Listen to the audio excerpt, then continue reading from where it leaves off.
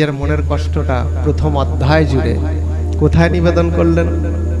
কৃষ্ণের কাছে। সেই জন্য বিষাদটাও তো যোগ। বিষাদ মানে কি? বিষাদের সঙ্গে কি জড়িয়ে আছে? বিষাদ মানে দুঃখ। দুঃখ আমরা কখন পাই? যখন মোহগ্রস্ত থাকি। তাহলে মোহ, সেটা ভগবানকে নিবেদন করার ফলে সেটাও যোগে পরিণত হয়ে গেল। অর্থাৎ বিষাদ এরকম ব্যাসদেব নাম দিলেন না, কি বললেন? বিষাদ যোগ। ভক্তির সঙ্গে যেমন যোগ কথাটা ব্যবহার করেছেন, ঠিক সেই রকম বিষাদের সঙ্গেও যোগ কথাটা ব্যবহার করেছেন।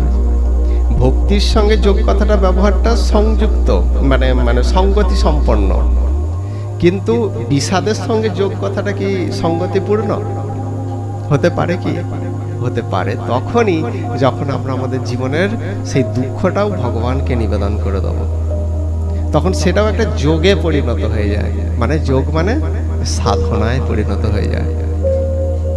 তাহলে কত সুন্দর, দেখো গীতার শিক্ষাটা কত সুন্দর।